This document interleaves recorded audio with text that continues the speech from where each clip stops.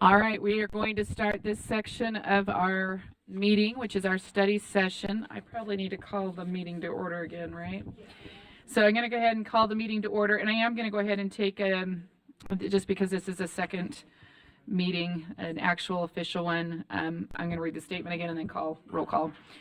As authorized by Utah Code 52.4, this meeting is being held electronically with an anchor location at the State Board of Education offices. The public may also attend electronically, and I'm going to take a quick roll call again.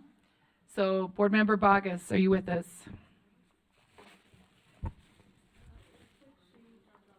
Okay, Board Member Booth. Here. Board Member Davis. Here. Vice Chair Earl is here. Green. Vice Chair Molly Hart. Yes, I'm here. Board Member Carey. Yes. Board Member Lear. Yes. Board Member Norton. Here. Board Member Rill. Okay, we'll just watch for that. Okay, Board Member Straight. Yes. Board Member Wood. Yes. Okay, and Chair Moss is in another meeting, but he will be in a minute. And we are going to turn the time over to, do we have someone from Finance online?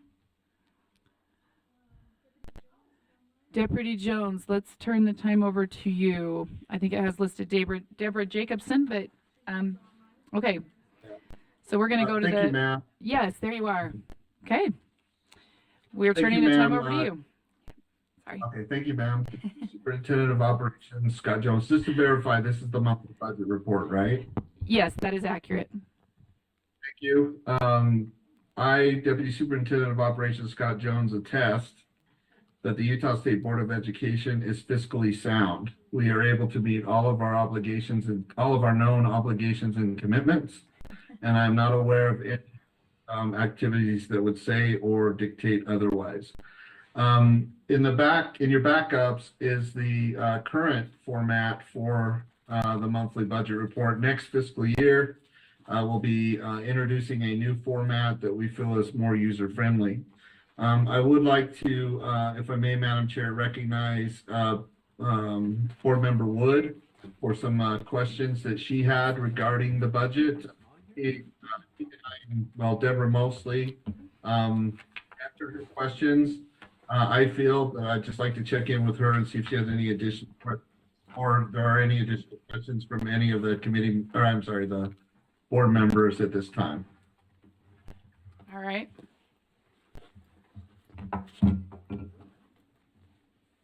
Do we have, so you're asking for questions, or was Deborah going to share if something? there's none, that's fine. Yeah, Okay. if there's none, I can move it Okay. to the discretionary. Is there any questions on the monthly budget? All on our, okay, very good. I think we can move on. Okay, the discretionary report is in the backups and available for review by both board members and the public. We are current on all of the recent actions by the board related to the fund. I just call attention to one particular project, $50,000 for translation services for the website. We should see some near-term use of those funds because I think Chair Moss had asked me about the status on that, and I checked, and we're getting closer to starting the execution of those funds. I do also want to orient board members and the public to the right-hand column. Those show the specific dates that the board approved particular projects to go forward or to be funded, if you will, from this particular source of funding that the board oversees, manages, and controls. With that, Madam Chair, and subject to any more questions or concerns, I can move on within the monthly budget report. I'm not seeing anyone online with questions with that. No one in here? Okay, I think we're ready. Okay, as part of the monthly budget report, we always provide backups for or updates on the CARES funding, COVID-19 relief funding update. Once a quarter, we do a deeper dive led by Jessica Kerr Jessica is available, is my understanding, online. So Madam Chair, at your direction, if you'll recognize her, she can provide that more in-depth presentation to the board and public. Yes, that sounds great. We want to have, is it not director, it would be specialist chair, our care, share the care with us, right? Am I doing that right? Okay, Yep. yes, we'd love Yep. to have you share with us. Thank you. Thank you. Yep. And just again for the public, my name is Jessica Care. I am the CARES Education Specialist here at USBE. This is our quarterly update on the COVID-19/CARES and ESSER funding. So the first few slides the board and the public have seen before. I just want to do a brief overview on them. The first slide that you're seeing is our overview of kind of all the grants that are related to COVID under this umbrella. If you want to go to our next slide, this is just kind of how we distributed those funds and kind of the purpose of those funds. Also the deadline on when to use those funds and kind of the number of awards. If we go to our next slide, this is just kind of our ESSER awards in K-12. This is our state reserve and our ESSER funding distribution. 90% went to LEAs, 9.5% went into the state reserve, and 5% for state admin. And if we go to our next slide, we always like to highlight for you that 100% of Utah K-12 COVID-19 relief funds are obligated. We always like to shout that out. We're really proud of that. And if we go to our next slide, it is our last round of funding. Oh. I'm not. You can talk just a little slower if you want to.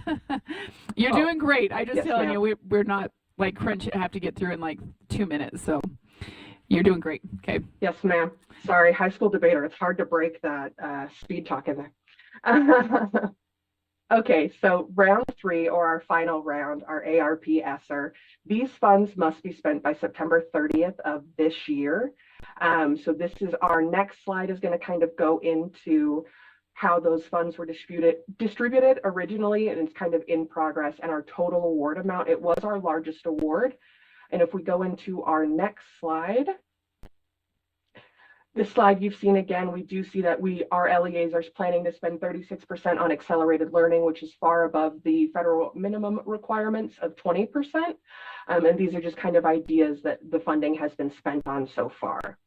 And if we go into our next slide, this is the one we always like to go over, just kind of our spending and our drawdown on it. So for our ARP ESSER 90% base, we see a drawdown on that of 71.49%, which is amazing. And then our ARP ESSER 10% base, we're seeing that at a 74.79%. We love those numbers, and I'm sure as they continue, as we get closer to September, we will see those numbers increase. For our summer and our after school, we're sitting at 48 and 56%. We are sending reminders to make sure that they are spending those funds while they have them available. That way we can get those spent and we don't have to worry about those ones. If we go to our next slide, this is just an additional federal award from the ARP Act. It's our additional ARP EANS. We are working on this one as well. This one will finish up September 30th of this year as well. Next slide, please. This is just our chart to show you kind of the LEA ESSER planned funding by category. This one you've seen before, but we always just like to make sure we highlight it each time so you, the board, and the public can kind of see what our LEAs are doing and doing really well at with these funds. So if we could go to our next slide. Last time I presented to you, we did talk about our FY23 reporting. This one we sent out to LEAs on February 20th of 2024. I originally reported that the LEAs had until April 5th to get those back. I did not think about the spring break schedule, so we did extend that until April 12th so that schools had a little bit more time and LEAs had a little bit more time to get those back. And I can say that GEAR was successfully completed prior to the deadline and submitted by our talented partners at GOPB. The due date for GEAR was May 2nd, and we had that turned in May 1st. So we're done with that one, and we're on to our next report of EANS. And with that, I will take any questions. Okay. Does anyone have questions they want to ask? I actually have just a couple of them. A number of these funds are going to be exhausted by the end of this school year. Would that be accurate in saying, for example, the end of the summer funds will be exhausted by then, or do we have another year of funding that some of schools have chosen to use those funds for? So we are planning to apply for ARP late liquidation on these funds, which would give schools the opportunity to have a little additional time to spend those funds.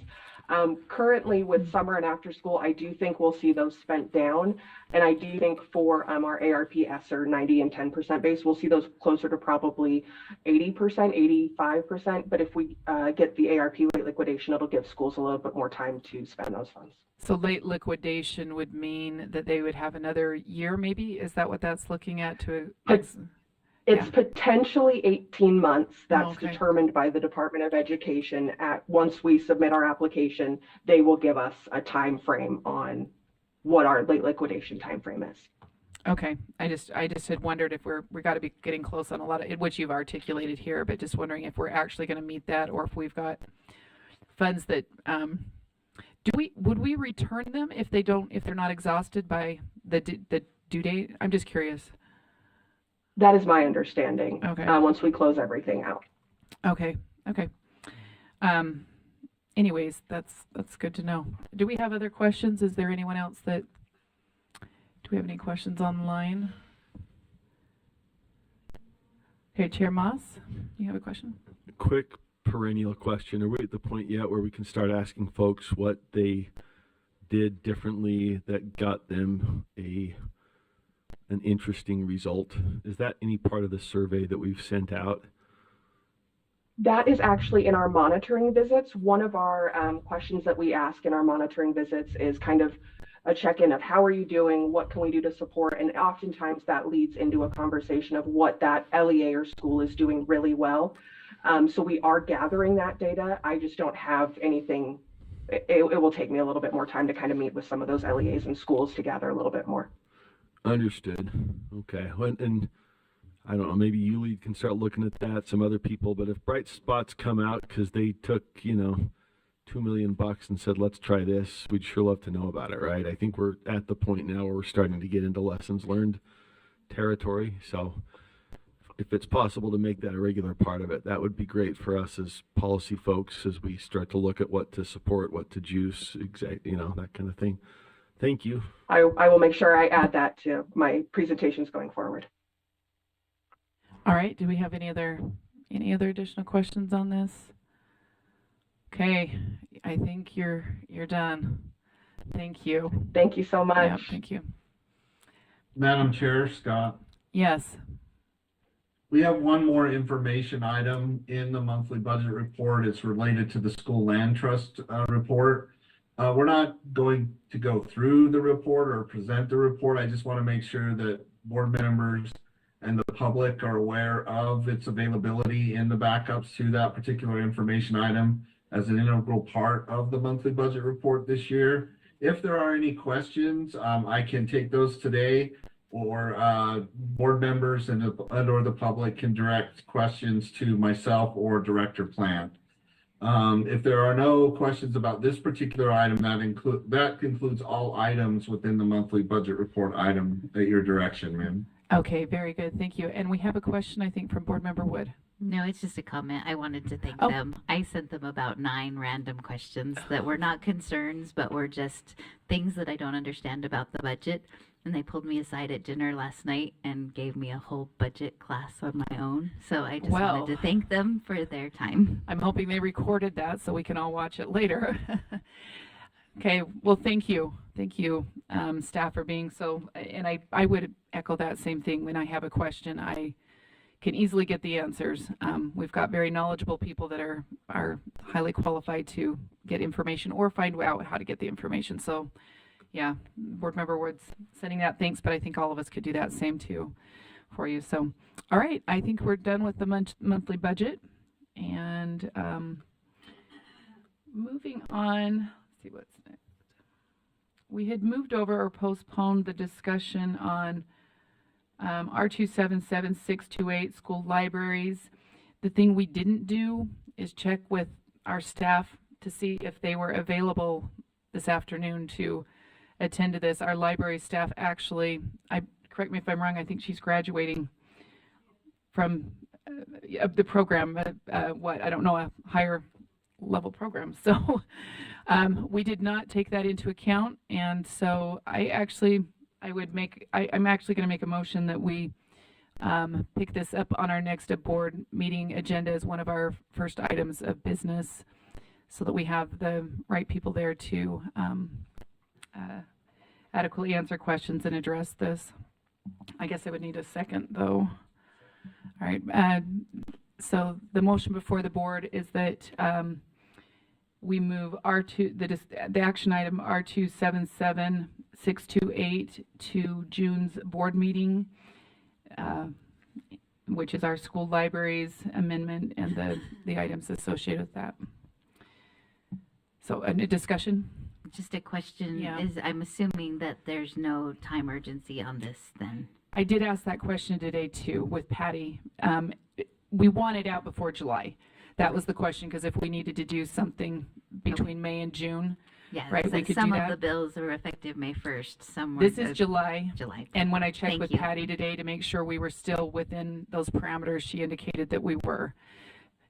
Because otherwise we'd probably just need to move forward, even though we didn't have the staff here. So yes, and go ahead, Board Member Lear. Well, and arguably the law doesn't require us to do anything, depending on whether you want to take the advice of the people that spoke last night, or, but if you want to add something, that could be done anytime, if the board decides that. I think that the law takes effect July 1st. Right, but there's no requirement in the law for the board to have a rule, But there is a requirement in the law for the board to have do, guidance, to do things. which arguably has already been done. But just an aside, if we're going to put it off anyway, then we're putting it off, so.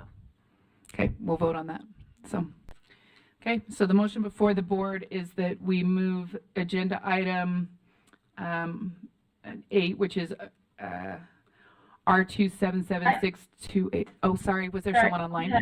Yeah, go ahead. Yeah, sorry. Is that Board Member I had a Davis? question.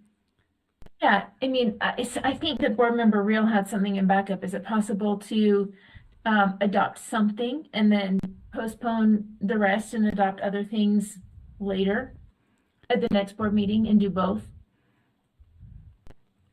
I get. Yeah, I don't. You mean I don't.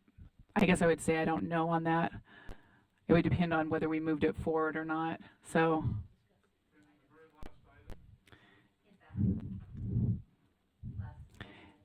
Are you making a substitute motion then, Cindy? I don't know, because we have a motion before us.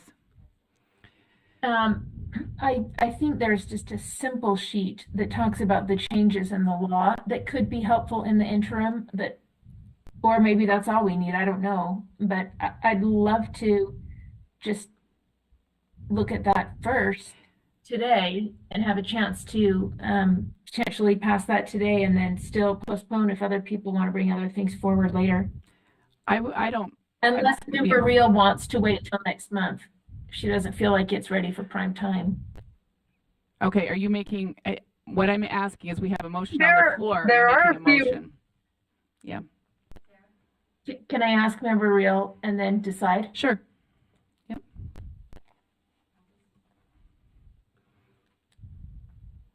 Member Real, did you Member want Real. to say something? Yeah, I'm here. Sorry about that. There are a few edits that we met this morning and worked through that I haven't been able to add to this, that Member Earl pointed out. And I think that Member Earl made a really good point, or Vice Chair Earl made a really good point about some of the other pieces that I had removed. This piece is more the part about the review and the requirements for the review. And then the other piece is more about the sensitive materials or the instructional materials. So I'm thinking that we need more time unless there is some urgency. It wouldn't take long for us to update both documents and put them in the same kind of format, in a checklist format that just has all of the different pieces from the law. And I would like to do that, but if, I don't know if Member Earl has any other thoughts otherwise. You'd like to do that today? Are you Would you asking like to do that Board Member today? Real? I'm I'm asking, asking you, Vice Chair Earl, if you have Yeah, the same thoughts as I I would do. rather not quickly try to do it if that's where we had the document yesterday, touch base with you this morning, just kind of looking at those. If, you know, if we want to try to hammer it out, then I think we're going to be here for just a little bit. Just a little bit. Yeah, so I would recommend. And I do have one suggestion. Yeah. Go ahead. That what we could do now, if we wanted to pass the rule, what we could do now is adjust the language there, where we were talking about the document in the rule, and say that just more broadly that guidance is available, but not really reference it in the way that we had initially talked about last night. And then that would allow us to work through the rule and then give us more time to work on the guidance.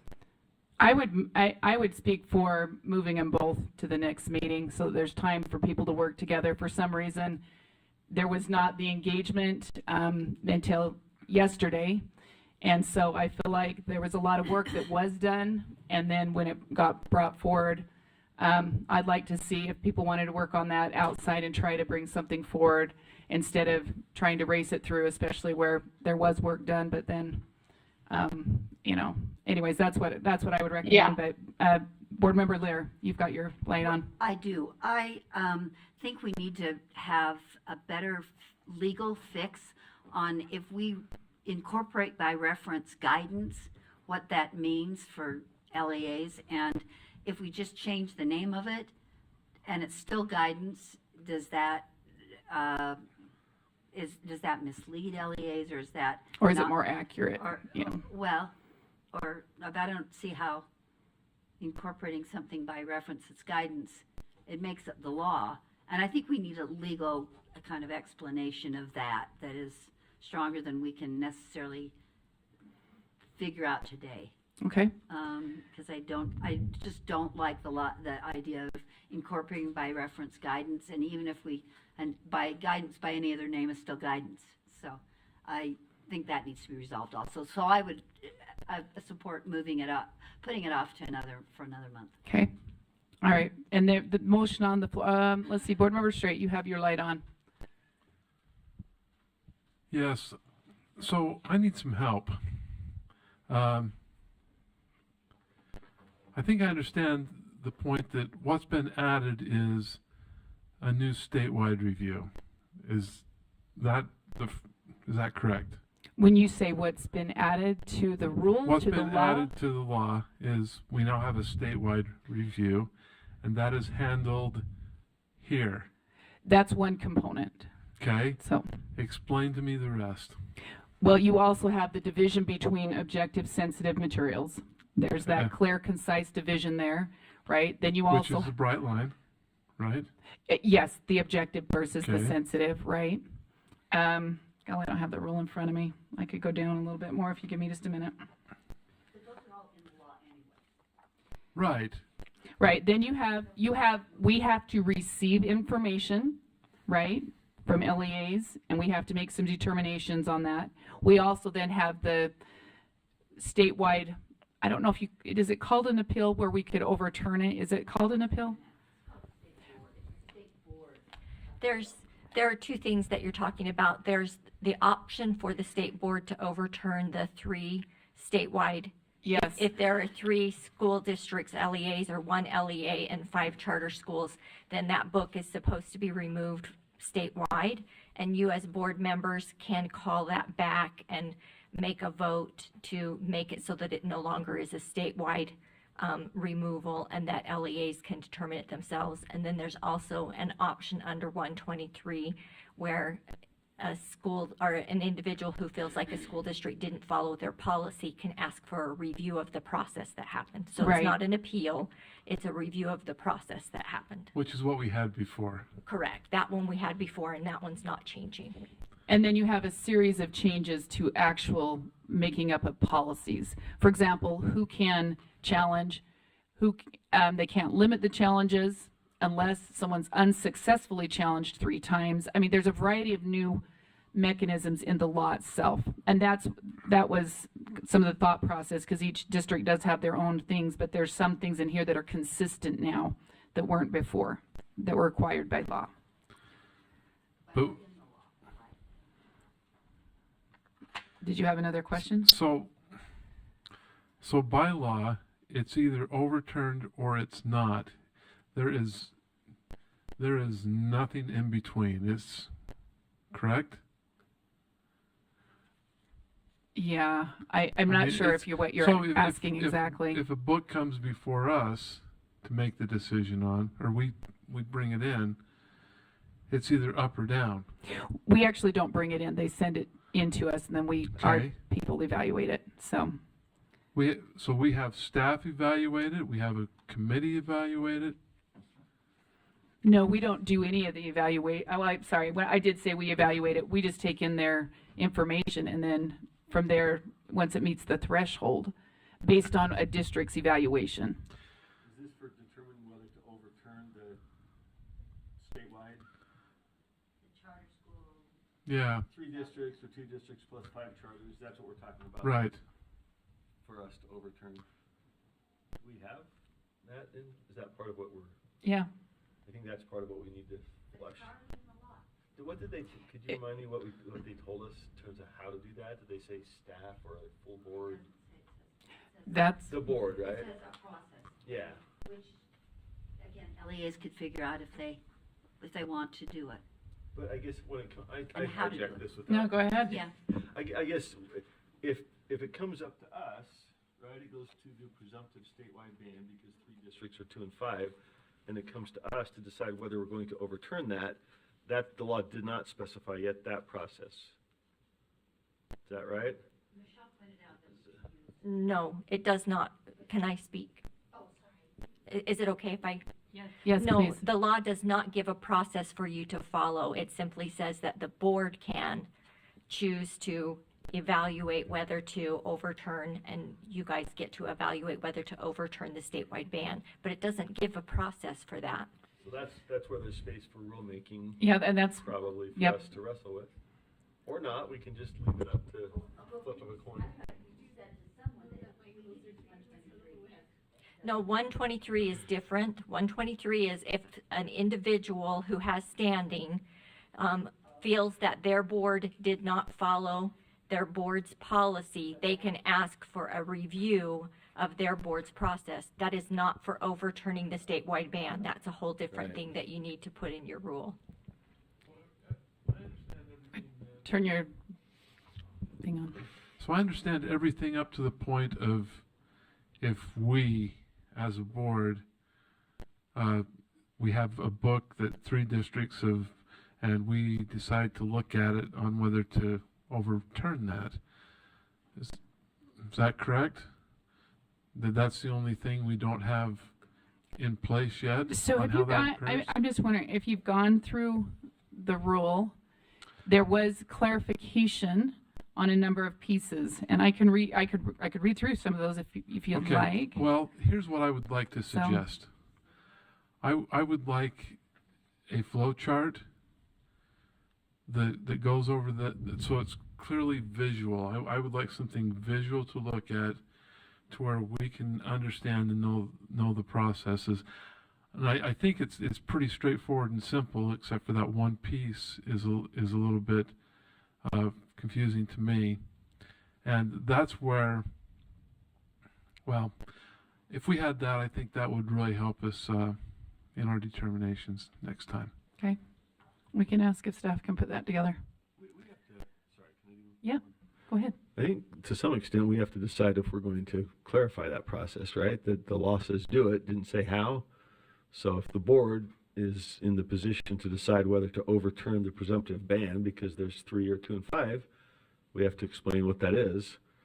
I mean, it can't be silent because somebody at this building has to make the decision, right? So I think that's part of what we got to decide when we get there, and a flow chart of a proposed process, and I guess how that would differ from the other one, which I don't think has ever been invoked. I mean, some of us worked on this. I remember working with Member Lear, Member Davis a couple of years ago. The administrative review has not really been We have invoked. we've had a couple. Have we? Okay. They didn't kind of surface to us, so we probably want to know how that differs because we'll have 2 potential reviews, different standard, different purpose now.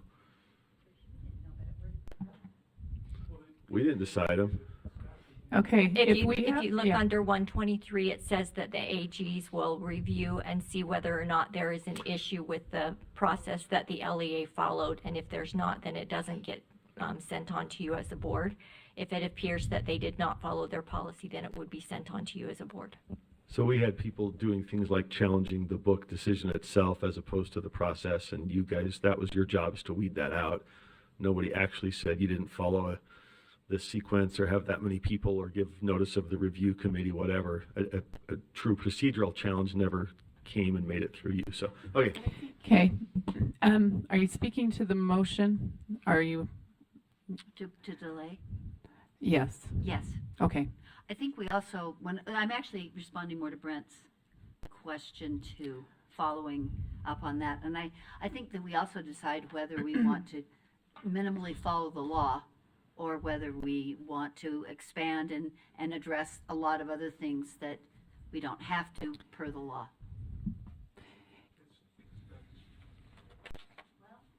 Well, yeah. And once again, if you want to meet with people and have a discussion about it, that's great. I think unless, I think the things that are in here, many of these are things that, well, anyways, if you can go back and listen to the Standards and Assessment Committee meeting, maybe you already did, but a couple of those were things that staff brought forward that they said we're seeing that these are areas where we want, and I'm just going to give you the example, the revisiting, the reviewing, and the reconsidering. They made sure they spelled those out in law, wanted to make sure that we articulated them here because those were key areas that we're seeing questions on or that we're getting questions on. What staff did you work with in that meeting so that I can... Yeah, that's our library staff, Davina, is who. So, that yep. should be helpful resource. Yep. And I think also the other recommendation was for the, I'm just sharing these, but once again, you can go listen to our discussion too. At least 2 designated people for the original, what is it? What's the name? Initial Objective Review Committee, right? If that's the right, objective sensitive materials, that it doesn't have to take 8 people, that a couple of people can look at that initial one and then move it on. So it's trying to create some simplicity for our districts on what that can be instead of just,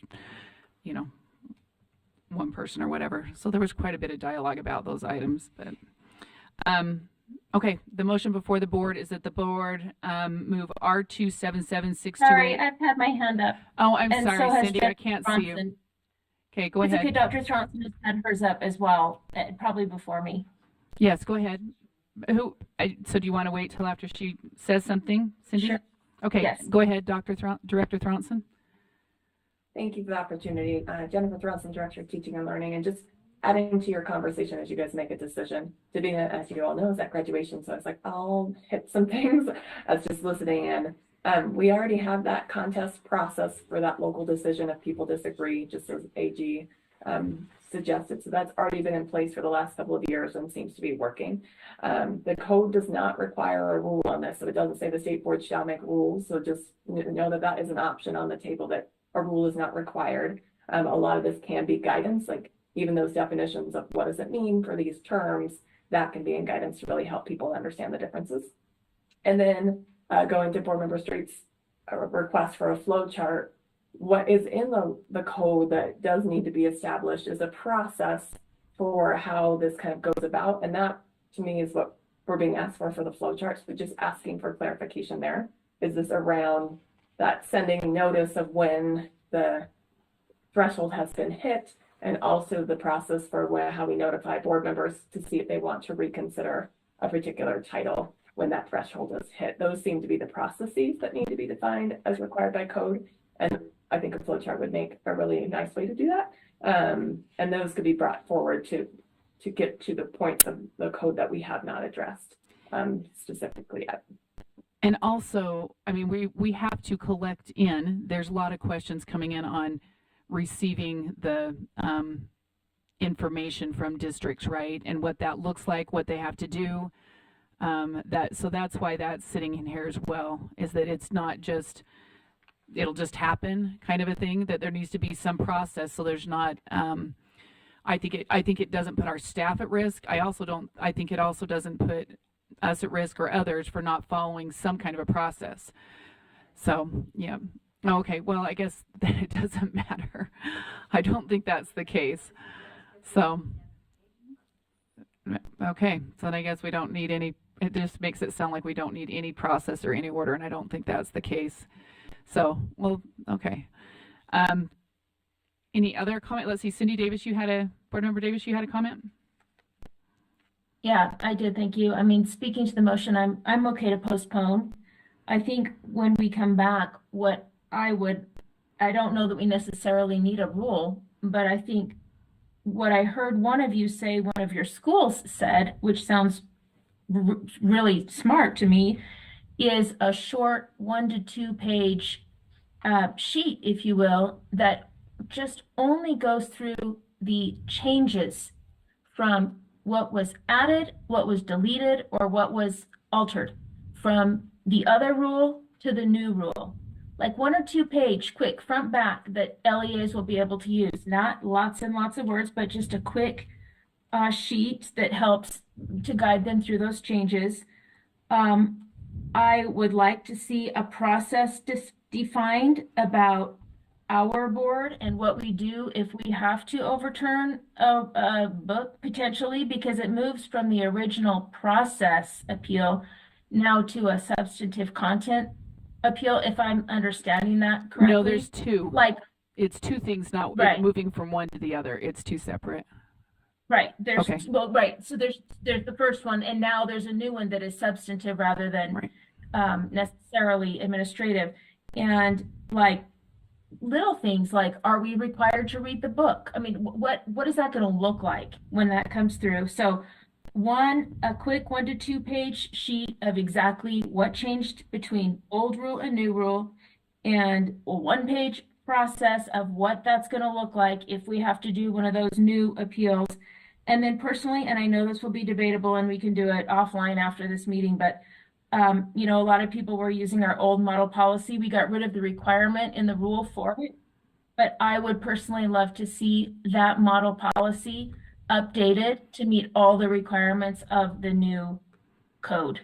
And I know that one will be debatable, but those are the 3 things I would love to see in the interim, and I'll support the motion to postpone. Thank you. I just want to weigh in on the model policy, which you can do. I spent significant amount of time looking at our model policy, the new rule, several other rules, and if you want to spend the time for that, I think it's not a well-spent time, and the reason why is because everybody has different mechanisms depending on where they're at. If they're in a small rural district, they've established it differently. If they're in a large district like Davis School District, they have different mechanisms, right, and different ways they've established that. And I think it will be a very long, lengthy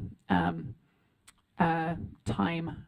But if we want to have our staff use their time there, we can do that. I think time is better spent, and that's why we shifted from model policy to guidance. Just what is it that's required, right? And that's what the intent of that was, is what is required here, instead of trying to articulate all the different provisions that, you know, in a model policy that no one has to use as we articulated before, nor I don't know how many did actually use it, right? So okay, well, great. Then Carol, we'll put you on to, I'm personally not going to work on a model policy, but I think it would be great if some of you did, because it's really not, I think it's not a good use of time, but okay. Either Board Member Straight. Yes, thank you. So my understanding is that come July 1st, it becomes retroactive. Do we have books that are already in the queue where they have 3, and well, we have different numbers based on the scenarios, but how many books do we have in the queue per se? Okay, well, and that's part of the reason why we were moving this to the next board meeting, but maybe Director Thronson has that information. Some of these questions we're going to have to ask of our specialist, right? And we also don't have some of that information. That's why we set up a process, is so that tell them during these timelines and within this frame, you would be sending your information that met this criteria. That's why it's in the rule. But go ahead, Director Thronson. Yes, luckily Davina tries to keep me somewhat knowledgeable. So in this case, we would basically say, even with retroactive, because we cannot guarantee that they were considered or found under a particular parameter since the criteria changed, we would actually not have any books that we would say are at that threshold because of the changes in definitions and requirements and how people previously were banning their books. Are we politically saying that out loud? So,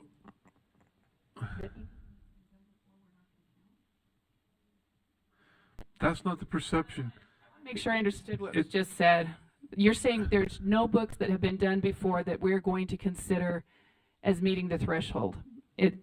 Are we not? We don't have we're enough not getting evidence to there. that they were criteria, like the criteria used matches to be able to align to say we have 25 titles that have 3 districts or more that have challenged them, but we don't necessarily know that what they went under the objective or the subjective criteria because that was not a requirement in the previous So in that edition of book. Yeah, and that's why there's pieces of this spelled out in this rule for that very purpose. I think we're going to run into some. That's not the perception out in the community that I hear. The perception I've heard is that it's retroactive and there'll be books that'll be banned statewide. And banned's not the right word, is it? It is the right word. No, it's not. They're so illegal. anyway. They can't be in the hands of kids if they've met the criteria for the. So at Yeah, that go point, ahead. We can all agree on removed, right? So, Go ahead, Brent. So we actually have, before it was we could ask for an administrative review, but that only came from those who wanted something banned. Now we're going to get these review requests for the full board based on people who want to bring it back and people who want to ban something. So it's going to be coming from 2 different directions in regards to books that are removed statewide. Anyway. Maybe I'm not completely following you. Do you mind if I ask just a couple questions? I'm not following you. So you're saying that it is retro, right? But you're saying that's not. That's what I hear. Well, it's that's not just. It's in the law. I know, but that's the perception out there. But there's going to be people who are going to say, well, this book has been banned 3 times. We want to bring it back.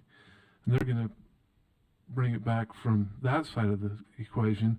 Then there's going to be people that want us to then, books that have not been taken out, that they want taken out, will come to us as well. It says that having reviewed it previously is not a bar, right? That's the point that opens this up. That's what I think Brent's. Yeah, that's what I mean. Yeah, I think that's what you're saying. By saying that a prior decision doesn't prohibit review now, it does reopen that. I mean, there's a lot to dig through here. We've got to analyze the law, but I think all of these, I'm hearing the same questions. Can a book removal be reviewed again? Can a non-removal be reviewed again? How does that factor into the full statewide? I mean, these are all things we can talk about for next month, I think, right? I'm in the same boat. I think we've got a lot to look at here because we're now hearing things from the field. Put your microphone on, so we've got. Yeah, you're okay. I just want to be able to face the parents and look them in the eye and say, we are following the law, or we are compliant with the law, or we are, there's no fudging on that. I mean, that's just not a role of publicly elected officials or public institutions. If this is the law, this is how we've complied, and we are compliant. I think, is that wrong? I think there's a little bit of how left to us to figure out. There's a lot of, well. Hold on, we've got Member Green. I think what Member Straight is bringing up is something that we had definitely talked about in our April 16th meeting. We were talking about when and how many times an appeal can happen because we discussed how it can just ping pong back and forth, never ending. Yeah. So that, I think, is also another area that we are addressing, the logistics of this whole scenario. We've never been in this position before, and we owe due diligence to working through every scenario because it is complicated. It's a massive system that has interplay here with all of the working parts. Every school, every student, every library, every vendor, every receiver, every librarian. I mean, the list is very expansive. And so, but back to the motion, I would support moving that forward. Okay, thank you. Board Member Laird, did you have a comment? Yeah, I did. I think another thing somebody has to figure out, because it will be our job, the board's job to enforce it, is the way the law is written. It's not clear if 3 districts banned something last year and 2 districts banned, or 3 and 5 charter schools banned it this year and 3 banned it the next year. Does that mean that it is on the banned list for the whole? Are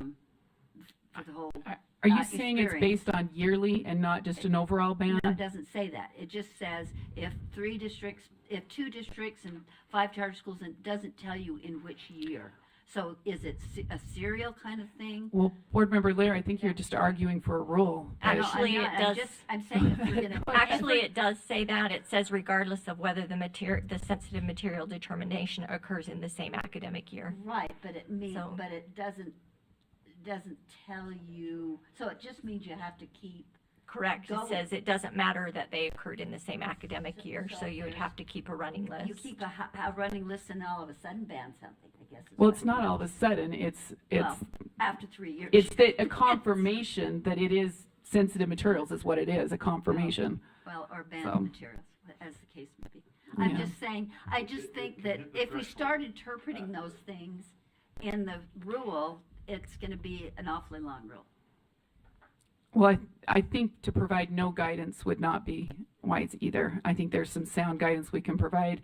Guidance or so, yes. Both. Yes. As long as it's guidance. Okay.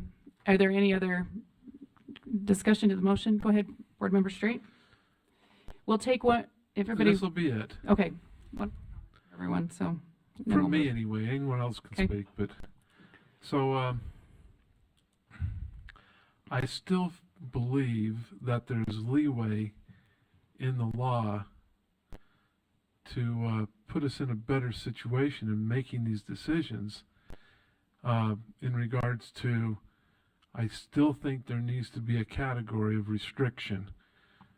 We know what removal is, and we know that's an objective standard, but I still think we need to have more flexibility, and I think the law gives us enough latitude. They left it in our hands to determine if it could be returned or not. And I think we're putting ourselves in a situation where we need that flexibility, and perhaps the districts do as well, but that's theirs to determine. So, for example, we have a policy regarding sensitive materials, and it's been in place for quite a few years in the district that I worked in, and it was this. In junior high, you could use excerpts or G without restriction, but PG had to have a parent's notification and approval, and if anyone did not, they had the back then, it wasn't called right of conscience, but you had the right of conscience to not participate in something that was PG. In the high school, PG did not need a permission, but if you wanted to show us anything that was PG-13, then you had to have parental approval. With the system as it's been described to me that we have right now with sensitive materials, which is more than just books, but books are the main item. It's either in or it's out. Now, a piece of literature that may have some sensitive material in it, for example, Frederick Douglass, if you've read it, you'll know there's some sensitive material in there. But in the hands of a teacher used correctly, with the approval of parents, it's an excellent teaching source. Now, it is a pain to get parental support, but it's worth every second of getting that support, because you're informing parents of exactly what they're being provided. So we want to protect children. That's why we have the bright line. There are certain materials that are absolutely certainly to be removed. But parents also have the rights, and teachers need to be able to have access to quality materials. And there are areas of gray, but if parents are informed and have informed consent of what is the issue, for example, I always showed a documentary on World War II, on the rise of the dictatorships throughout Europe and Asia during that time. And there was a section of the film that I did not show the students, but even at that, its rating was such that it was equal to PG-13, so I had to get approval from first my administrator and then secondly parents. We have no middle ground of how to allow that to happen, because what happens now, if I'm a teacher, I'm not showing that at all, okay?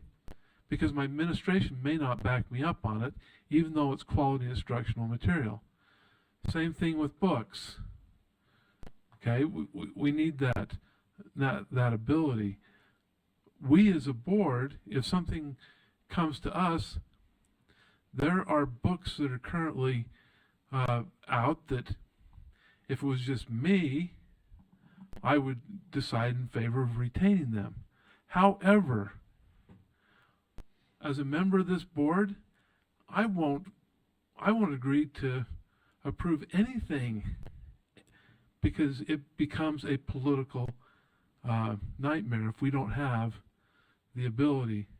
We've had recent examples of that, because number one, we have to keep the sensitive materials out of the hands of children. We have the bright line rule, but we have to have, but there's lots of things that don't violate the bright line. Lots of things that don't violate that. Anyway, I got on a little bit of a soapbox there, but I think the law does give us some flexibility. And I would say this, just in answer to that the law clearly is trying to clearly define what should be out, not clearly defining what should be in. And the flexibility you're asking for is the LEA's initiative to address what should be in whatever capacity they want. They can call it retained, they can call it whatever they want. That's not where, I guess in my view, that's not where the state board should be going in the middle ground area. The law clearly articulates provisions for objective sensitive materials and subjective sensitive materials, and those are the objectives for taking it out, not the middle ground. The middle ground is something that a district, right? I think a lot of the districts have a retained with provisions. We were never asked, the law does not address that, and there's a reason why. They're trying to get to the things that should be not in the hands of children, because they are not, they are either harmful or whatever for children. Harmful to minors is the term that's often used.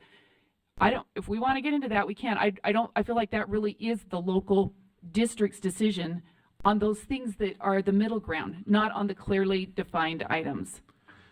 That would be true if it wasn't for the fact that we have districts in that area. Some are retaining, some aren't. And if you hit 3, then it doesn't matter how many retained, now they're told that it's banned all the way across. I think that's where we possibly can step in.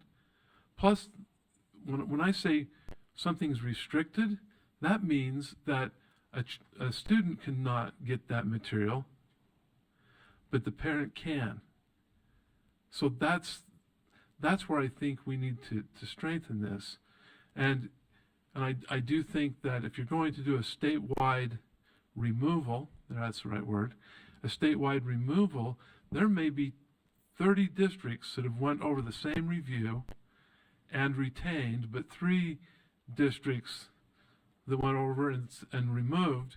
Now you're, okay, that's where we can help. That's where we can. And I think the law, that is the process the law is established, right? That you can bring it forward. It doesn't say that explicitly. If it's. I think that's what the process is. Am I missing that? That's what. Review That's of what. the statewide ban? Yeah. Yeah, so Well- that's where, sorry. Yeah. Go ahead. Go ahead, Ashley. Okay, Ashley Bill. AG Beal.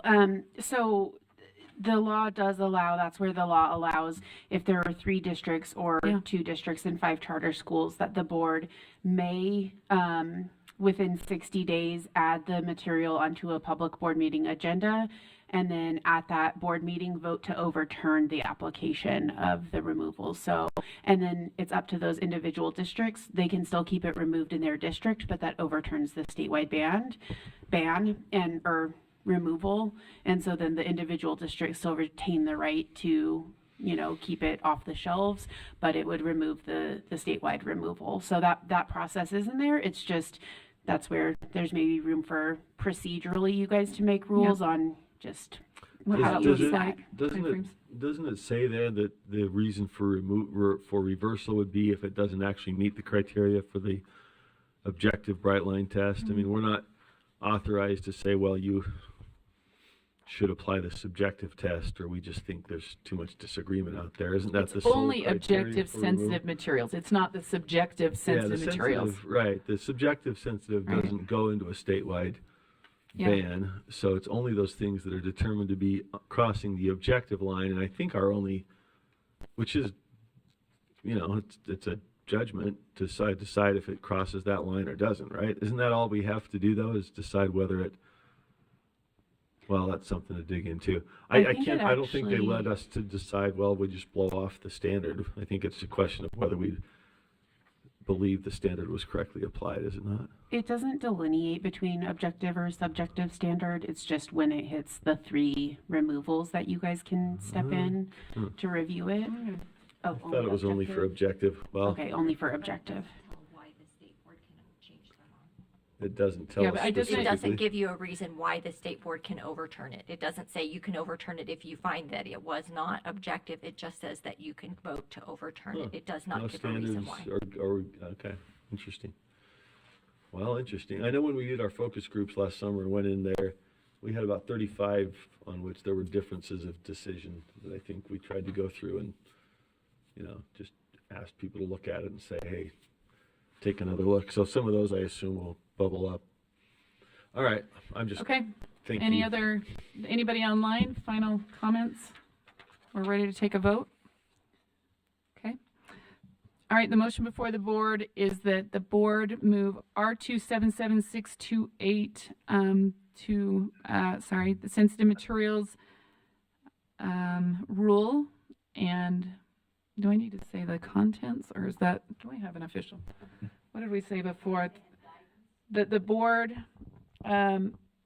postpone agenda item 8.1 R277-628 to the next full board meeting. Okay, and we will start, let me grab my list here. All right, Board Member Bogus. Board Member Booth? Yes. Board Member Davis? Yes. Vice Chair Earls, a yes. Board Member Green? Vice Chair Hart? Yes. Board Member Carey? Yes. Board Member Lear? Board Member Norton? Board Member Rill? Board Member? Yes. Okay, Board Member Straight? Yes. Board Member Wood? Yes. And Chair Moss? Yes. Okay, that passes unanimously with 1, 2, 3, 4, 5, 6, 10, 11 votes. And we are moving on to Chair Moss. You ready for discussion on the strategic Sure. plan? You bet. Okay. Anybody else need a short break, or should we go for it? We're all sort of taking breaks as we go, right? Okay. I see Chief of Staff Young. We wanted last time, but we didn't quite get there, to kind of go into a little bit of the process that was followed for the formulation of the goals we've been operating under the last 5 years, 6 years, before we were here. How did we get here? How have we taken stock, and how have we done? And that sort of look back, I think, helps us figure out what we want to do to take the next step going forward. So I think that we can just turn that to Chief of Staff Young maybe for a little bit. I think, you know, it's 3:30 after a long day, 2 days, so we didn't want to come out of here with any votes, but we thought the next step could be a bit of a deeper dive into that process. I've also been able to talk with each of the committee chairs, appreciate their willingness to tee up a goal that would apply to their committee and also would be one of our general goals if we're okay with that. I think it would help focus those committees where we do so much of our work on moving towards the goals of the board, but then also have goals that apply to the entire board and work that we do. So I thought we could talk a little bit about that and then kind of come back with some concrete. I know Jenny's got some ideas pulled together. I don't know if anybody else did, but thought we might start the brainstorming process here and then tee up something hopefully next month for possible action. So if that works, this has to be collaborative. We're kind of trying to set the agenda with a lot of feedback from folks we've talked to, but I hope this turns out into some really good, concrete, ambitious goals. Ambitious but achievable. And so Chief of Staff Young, take it away if you could, and then we'll come back to some kind of broad discussion about how we might come up with actionable goals to propose next month. You bet. Thank you for the opportunity. So Chief of Staff Sarah Young, and I'm wondering if we can go back to slide 12, just to be able to talk about the history of our existing goals. Thank you so much.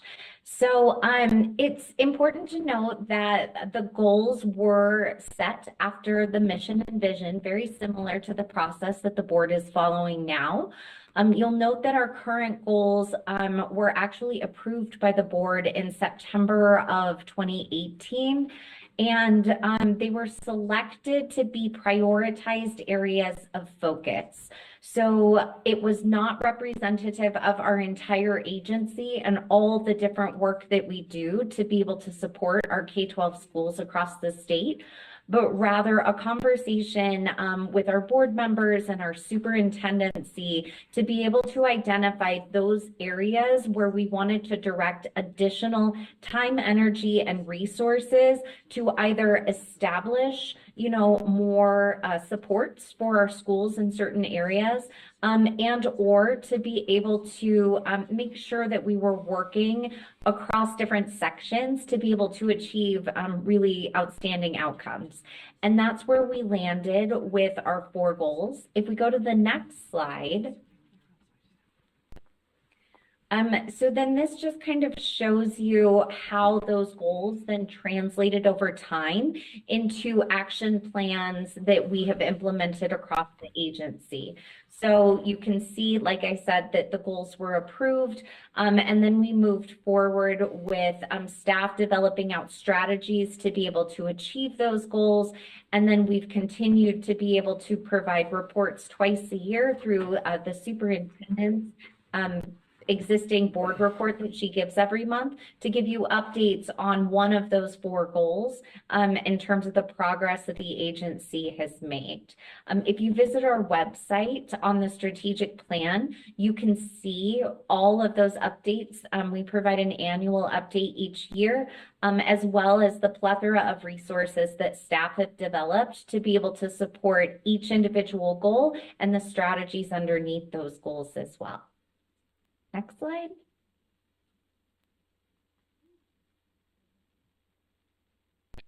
So I touched on this last time, so I'm not going to go into a significant amount of detail, but I did just want to highlight that when it comes to a goal, we do work across the entire agency to put together cross-functional strategy teams to be able to help inform the progress monitoring.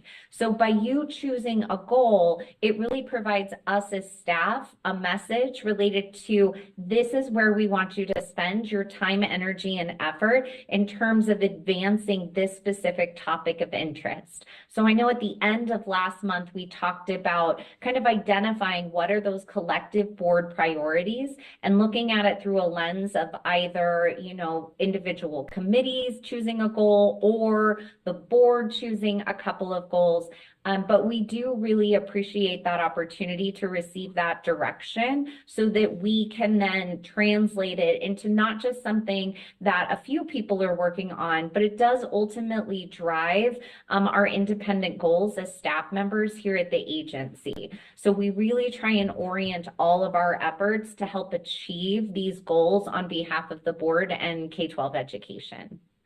With that, the remainder of the slides were addressed in the last presentation, so I'd be happy to answer any questions. Otherwise, turn it back to the board for discussion. Thank you, Chief of Staff Young. Questions, comments for Sarah? Seeing none. Okay, well, that's where we've been. Randy, member Booth. So what would be the difference between goal 1 and goal 4 in terms of how we're measuring the progress? So goal 1, just as a reminder, was early learning, that we were doing reading, K through 3rd grade. And so this is a very specific target group that we're expecting. We have expectations that these certain things will happen. How are those, how are we monitoring and accessing the information as to how that goal is progressing as compared to goal 4, which is personalized teaching and learning, which is much broader in terms of it's K through 12, undoubtedly, and it doesn't necessarily mean that 3rd grade we're going to test this and we'll see how it's doing. How have you approached the follow-up and the progression on those two very divergent goal structures? Chair, if I may. Please. It's a really great question. And if it would be all right, I'd be happy to share my screen to show some information on the website that I think will help answer that question. Would that be okay? You bet. Great. Okay. So I'm always a little embarrassed by the number of tabs I have, but bear with me. So we have here the board's strategic just plan. a sec. Sarah, Kelsey's trying to catch up with you. 1 second. There's a lot of tabs, but I will not judge you. We're trying to sync the Zoom up with you so we can follow along for those that are online. Did I say that right? Sounds great. Something like that. We're syncing. There we go. Excellent. So this is on the website. It's actually underneath for anyone who would like to follow along. If you go to board and underneath board, go to board home. You'll see that over here in the drop-down menu, we have an option for the board strategic plan. Underneath the board strategic plan, we have the updated mission and vision, but you'll see that we have a section on goal indicator data. So when we began the strategic plan, the board had adopted a focus on what were called education elevated measures. Those measures were then kind of divided out to be able to track additional goal indicator data that could be used by goal to help inform what our progress was, where we needed to invest energy, and then to also be able to report back to the board on those outcomes. So to Board Member Booth's question, you'll see that early learning, our goal 1, we identified indicators in Acadience at the time, KEEP and PEEP as well. And then we do link out to the USBE Data Gateway to be able to pull in information related to proficiency on English language arts, as well as mathematics for the early learning component. To the question about goal 4, you'll see that we had to choose slightly broader indicators to be able to capture the system, looking at student engagement through our absenteeism rates and student surveys or school climate data that we would receive back through the existing efforts of the state in alignment with code. And then for instructional practices, I'm working through teacher survey of instructional practices, administrative observations. Many of these items were very specific to LEAs that were engaged in the cohorts related to personalized competency-based learning that the board was running. In addition to that, and this will be my last part of this response, you'll see we have annual implementation updates. I'm just going to bring up 2022. Back to those high-level measures for Education Elevated, you'll see that in our updates, we then went back to those key measures that the board had identified as the 5-year progress plan, and we were able to report out by each of those items a baseline from 2016, our current progress, change towards the baseline, and then what our 2022 target was in terms of where we were looking to go. So this information is presented in each of the implementation reports as well, and can give you kind of a sense of how the goals and the comprehensive strategic plan was being measured and tracked. Thank you, Sarah. Any other questions? I think, one of the things that as we work through this, we all know what SMART goals are, right? Who remembers the full acronym? I always botch it.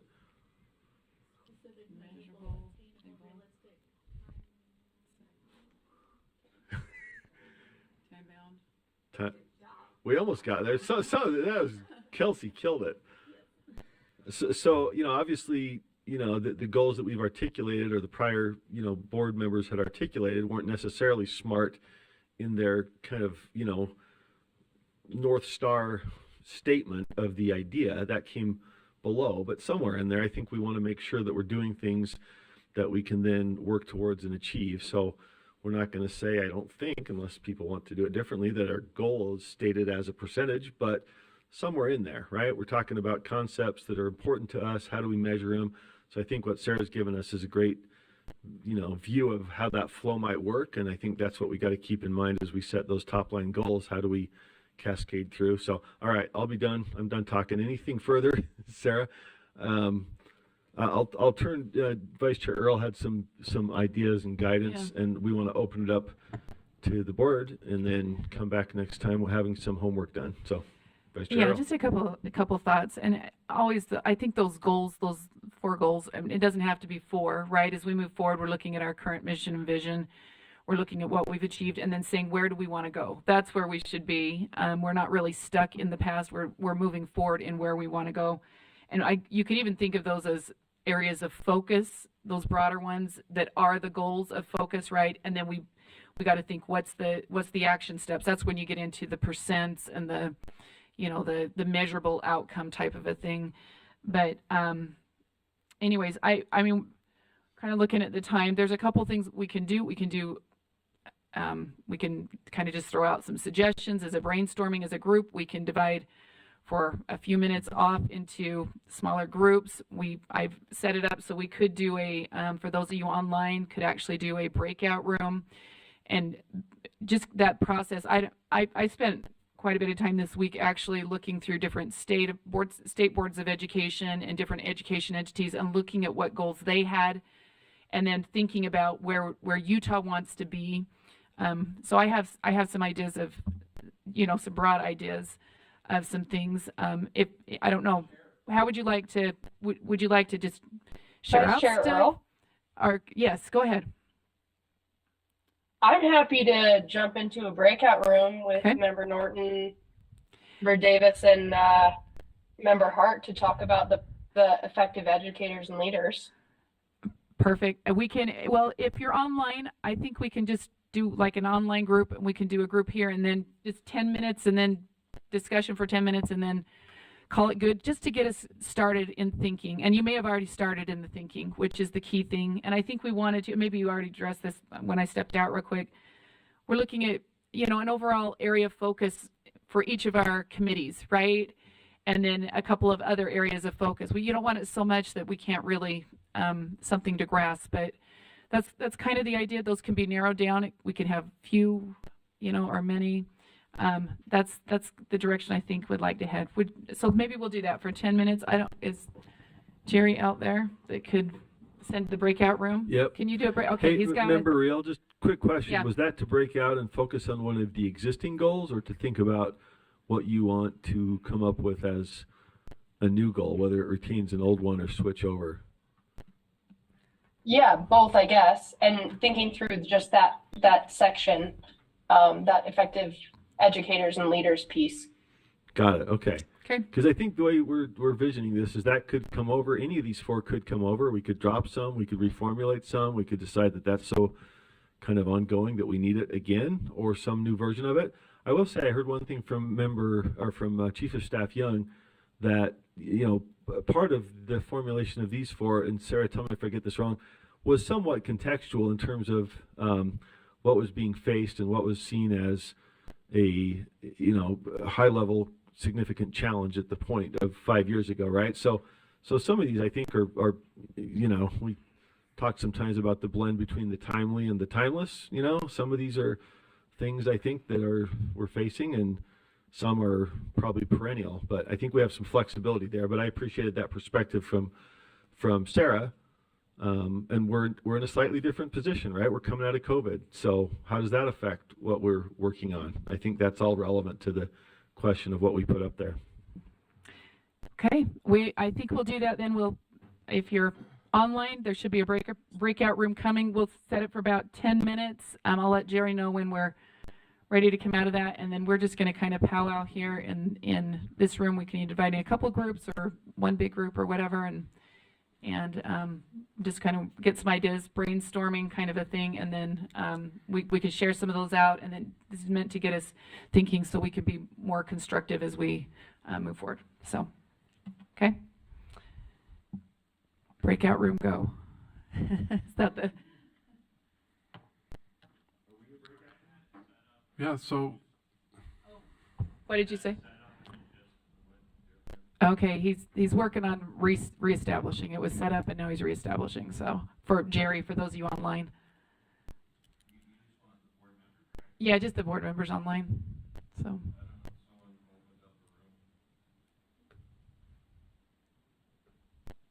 Okay.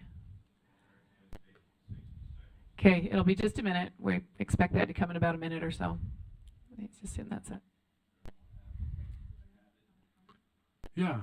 So as I look over some of these, we actually have some goals that are mandated. For example, on early learning, we have our 70% efficient by 2027, which is law. So that could be something that ties in that we already have in place. Safe and healthy schools, maybe that's where this came from, is a climate survey that does some measurement of that. I mean, it's not necessarily complete, but it seems to me, and I don't know if there's any other things here, but we do actually have some goals that are sitting out there.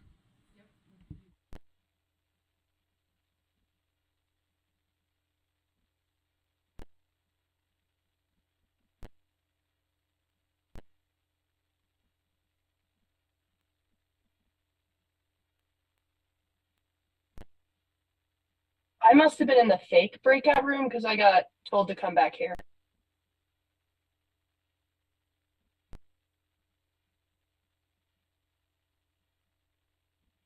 Right.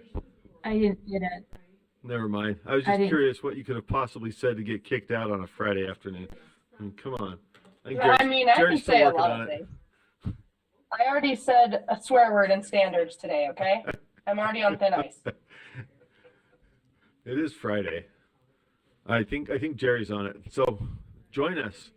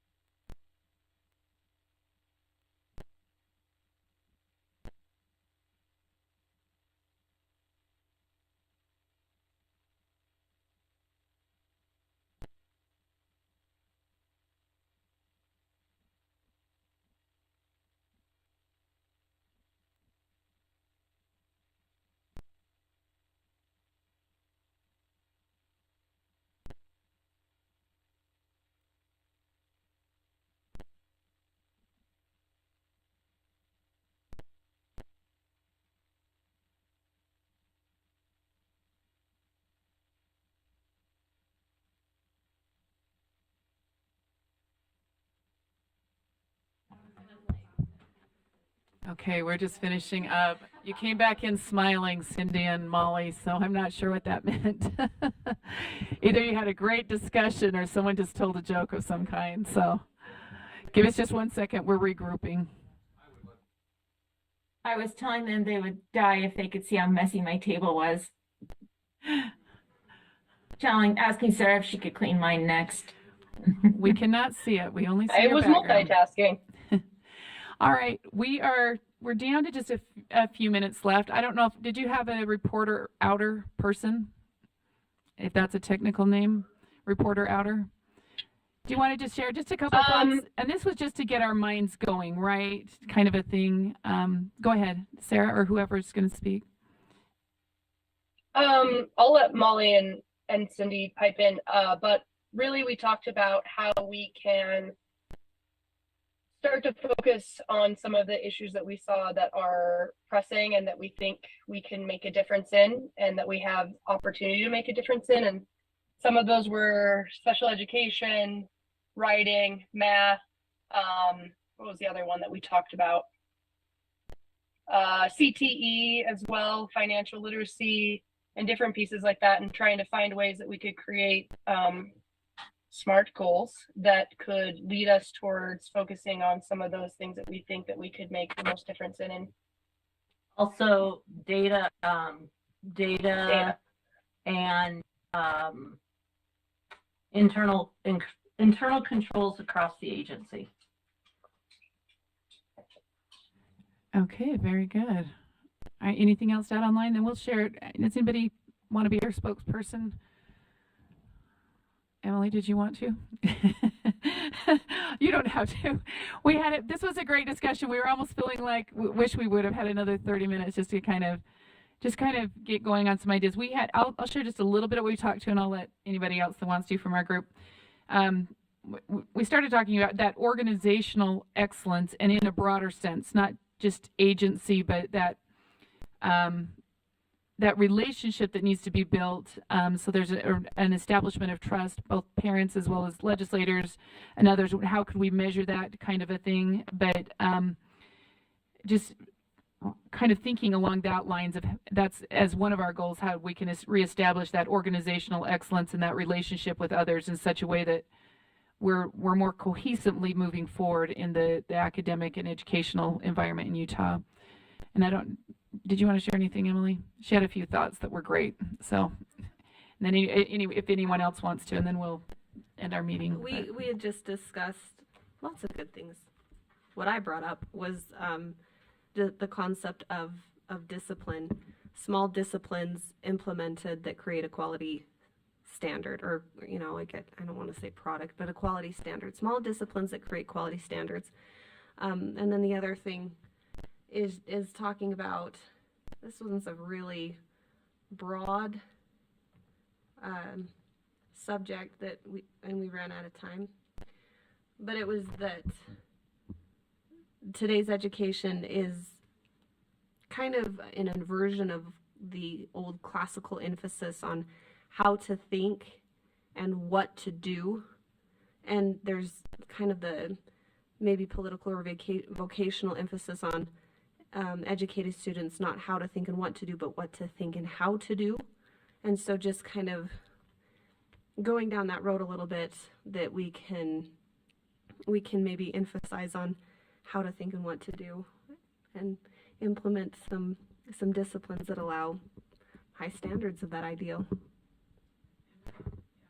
We briefly just discussed that it'd be great to have some of these goals in front of us every committee meeting when we get these set. So we're reading through goals that we're actively thinking about and working on, and then evaluating rules that come before us or policies that lead to the outcomes we're looking for. So, okay. Any other comments before? Remember, yes. Also something we talked about is kind of coming back to these and talking about them more openly and more often and with more frequency, so that we can remember those when we're doing the work that we do during each month. Yep. Very good. And I was just reminded of how much I value the ideas and the personalities of the people around this circle.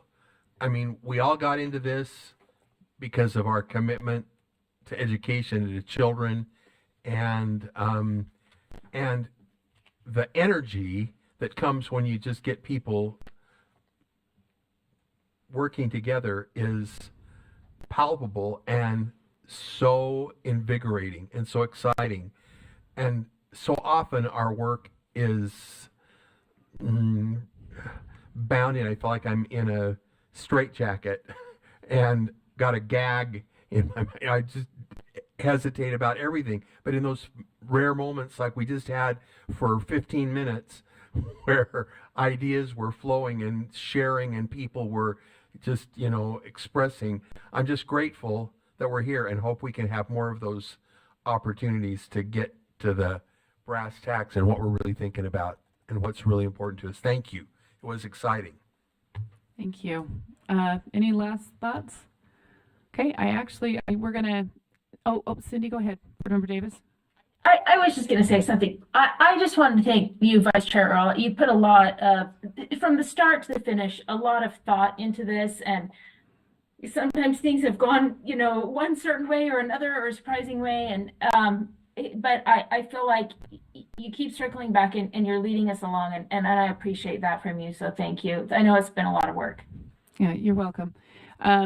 I just hope you all have a great weekend. Can I just say that right now? And please, as you spend some time to actually send something forward as you're thinking, talking to your LEAs. I'm meeting with a few of mine this week. I'm going to ask that same kind of thing. How can we be of better service to you? What do you want to see, long term in the next 5 years? And send those on. Kelsey actually didn't get any responses to the request a week ago. So just not that you all need to know that, but you all need to know that, right? I'm just saying.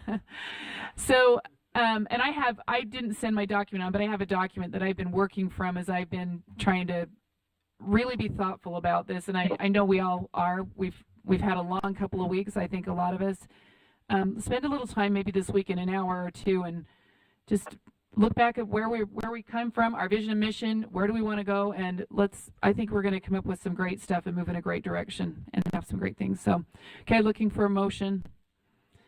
Okay, there's a motion to adjourn. All those in favor? Aye. Aye. Have a great weekend. Bye, everyone online. Bye, Molly.